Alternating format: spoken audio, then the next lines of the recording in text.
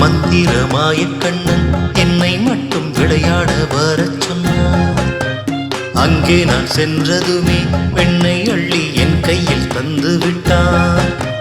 மந்திரமாய கண்ணன் என்னை மட்டும் விளையாட வரச் சொன்னான். அங்கே நான் சென்றதுமே வெண்ணை அள்ளி என் கையில் தந்து விட்டான்.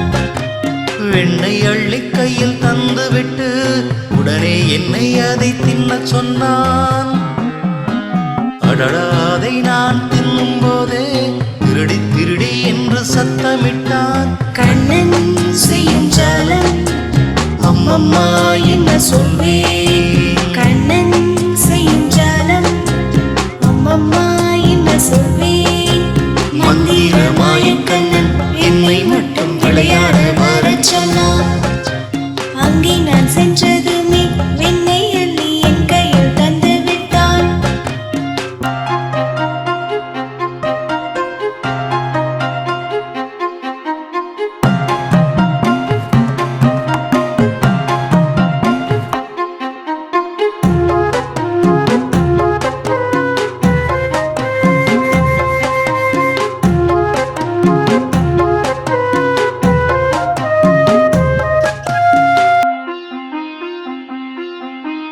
பார்க்க மிக அழகு புது தோணி கட்டிக்கொண்டு நடந்தார்.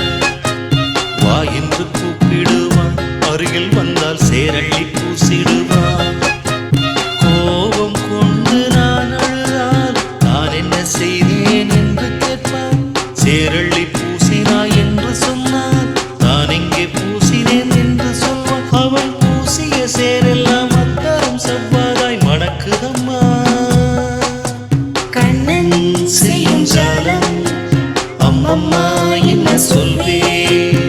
மந்திரமாய கண்ணன் என்னை மட்டும் விளையாட வரச் சொன்னான். அங்கே நான் சென்றதுமே வெண்ணை அள்ளி என் கையில் தந்து விட்டான்.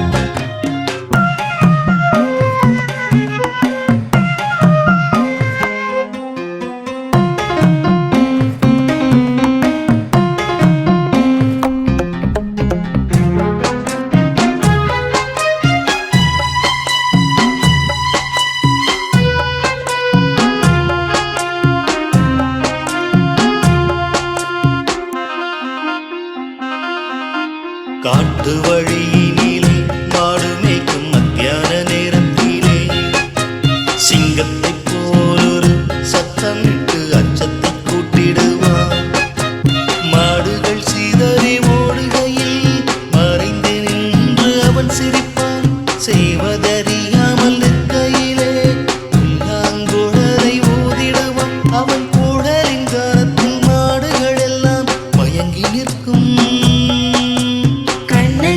செய்யும் ஜாலம் அம்மம்மா என்ன சொல்வேன். மந்திரமாய கண்ணன் என்னை மட்டும் விளையாட வரச் சொன்னான்.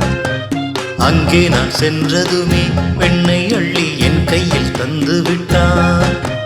மந்திரமாய கண்ணன் என்னை மட்டும் விளையாட வரச் சொன்னான். அங்கே நான் சென்றதுமே வெண்ணை அள்ளி என் கையில் தந்து விட்டான். வெண்ணை அள்ளி கையில் தந்து விட்டு உடனே என்னை அதை தின்னச் சொன்னான்.